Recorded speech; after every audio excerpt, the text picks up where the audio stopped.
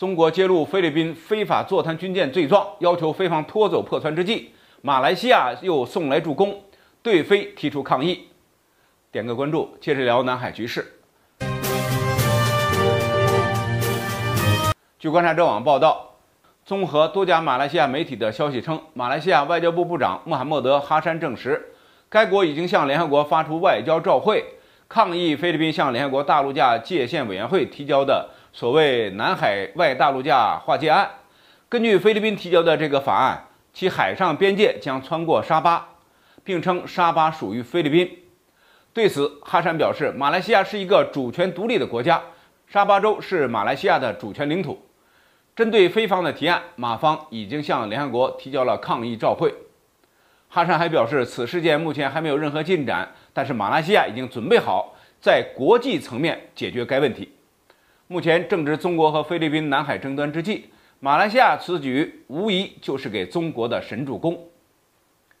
今年以来，由于菲律宾的无理取闹，中国收紧了对南海海域的管辖权和执法权。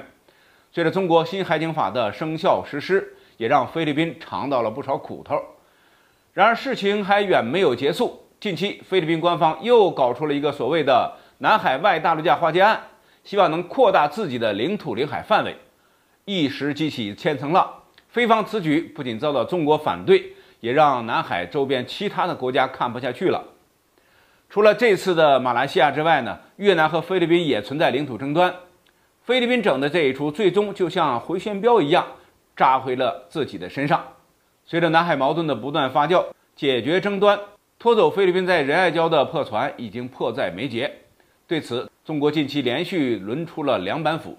第一板斧，中国自然资源部和中国生态环境部连续发布了2份报告，详细阐述了菲方坐滩军舰对仁爱礁生态环境产生的破坏，敦促菲律宾尽快将军舰脱离。同时又表明，黄岩岛海域环境质量优，珊瑚礁生态健康，将2个岛礁环境进行了一个对比。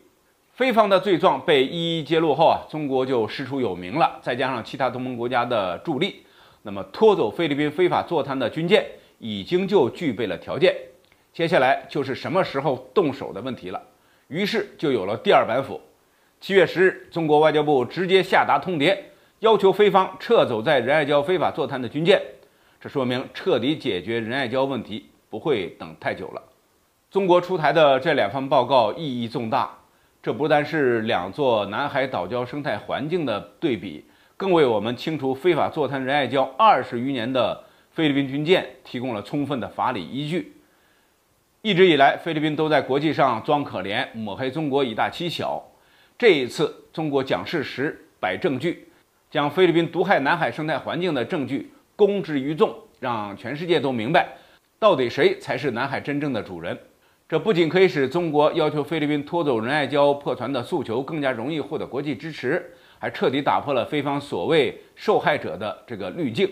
中国有句古话叫做得道多助，失道寡助。如今的菲律宾无疑就是这个失道者，而其背后的美国更加如此。所以我们相信，如果美菲继续逆世界潮流而动，硬要挑起地区纷争，最终一定会遭到反噬。感谢收看本期节目，我们下期再聊。